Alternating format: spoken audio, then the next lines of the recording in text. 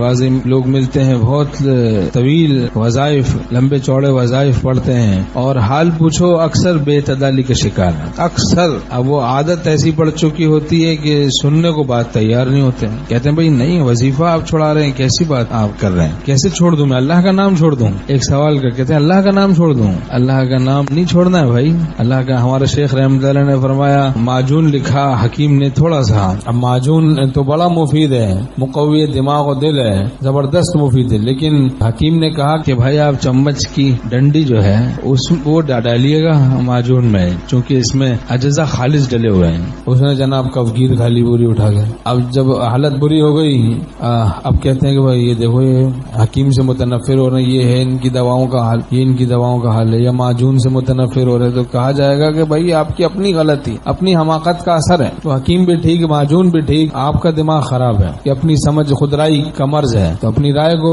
جسم کی محبت میں کسی حکیم طبیب کی رائے میں فنا کرنا پڑتا ہے، ایسے ہی روح کی محبت میں کسی روحانی طبیب کی رائے میں اپنی رائے کو فنا کرنا پڑتا ہے، پھر روح کو صحت روحانی نصیب ہوتی ہے۔ تو اب اتنا کوئی حکیم لکھے، اب وہ کوئی چمچ بھر کے کھا گئے، اب اس سے روکا جائے بھائی ایسا نہ کرو، کہے گا آپ مفید چیز سے ہمیں روک رہے ہیں۔ کہا مفید چیز سے آپ کو نہیں روک رہے، اس کی مقدار بھی تو متعین ہم نہیں کریں گے، ماہر فن کرے گا نا۔ تو ذکر کی تعداد ہمارے مزاج کے مطابق متعین کوئی وقت کا امام غزالی کرے گا، تو ذکر کی تعداد جو مقرر وہ ماہر فن وہ شیخ کامل کرتا ہے، اس کے تحمل کو دیکھ کے، اس کی طاقت کو دیکھ کے، اس کی مصروفیات کو دیکھ کے، اس کی ذوق شوق کو دیکھ کے، اس کی مناسبت کو دیکھ کے۔ جیسے کوئی جسمانی امراض کے لیے نسخہ حکیم اجمل خان کوئی زمانے کا ہوگا تو وہ تجویز کرے گا، متعین کرے گا مقدار دوائی کی، ورنہ پھر تحمل سے زیادہ ہو جائے گا، پھر بے اعتدالی میں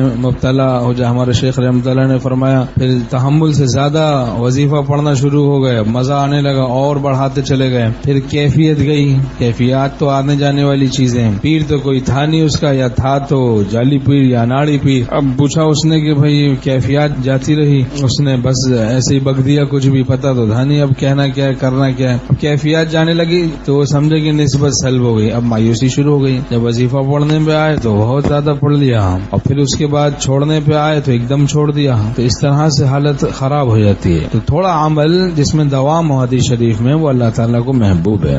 ہمارے شیخ رحمۃ اللہ نے فرمایا کہ آہ من پرورد ہے آہ شما، درد من پرورد ہے درد شما۔ میری آہ، یہ میرے شیخ آپ کی آہوں کی تربیت یافتہ، پرورش یافتہ ہے، صحبت یافتہ ہے، اور درد من پرورد ہے درد شما، اور میرا درد آپ کے درد کا صحبت یافتہ ہے، تربیت یافتہ ہے، پرورش یافتہ ہے درد۔ تو ہمارے شیخ رحمۃ اللہ فرما دیتے ہماری آہیں جنگلی نہیں ہیں، وہ جنگلی آہیں نہیں، بے اعتدالی والی آہوں کو بھی ہمارا شیخ رحمۃ اللہ خوب پہچانتے تھے، کہ اگر کوئی بے اعتدالی کے ساتھ روتا اس کی آوازوں سے پہچان لیتے کہ اس میں بے اعتدالی ہے، اس کی آہوں سے بھی پہچان لیتے کہ یہ بے اعتدالی میں مبتلا ہے۔ رونے کا انداز بھی بے اعتدالی والا الگ ہوتا ہے، اعتدال میں ایک اور بات ہوتی ہے۔ ایک آدمی کے رونے کو دیکھ کے حضرت ہردوئی رحمۃ اللہ سے ہمارے شیخ رحمۃ اللہ نے عرض کیا کہ حضرت ہردوئی رحمۃ اللہ سے ان کا تعلق تھا، تو عرض کیا کہ حضرت کچھ بے اعتدالی معلوم ہوتی ہے، تو حضرت ہردوئی رحمۃ اللہ نے حضرت والا رحمۃ اللہ کے سپرد کر دیا ان کو کہ آپ ان کو معتدل کریں، جو یہ مشورہ دیں اس پہ چلیں۔ اب جناب حضرت والا رحمۃ اللہ نے ان کو کچھ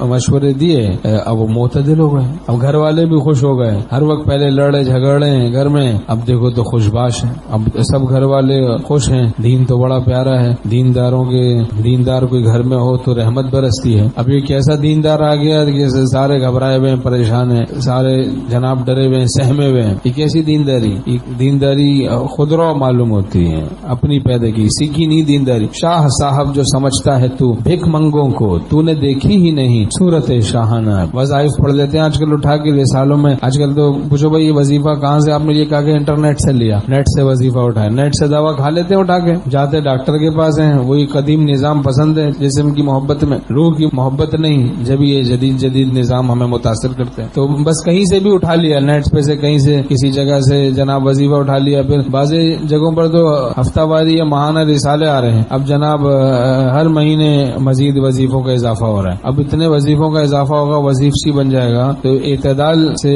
کیسے رہے گا؟ تحمل سے زیادہ وظائف پڑھنے کی وجہ سے آدمی بے اعتدالی میں مبتلا ہو جاتا ہے، تو پھر بے اعتدال آدمی مستقیم نہیں رہ پاتا دین پر۔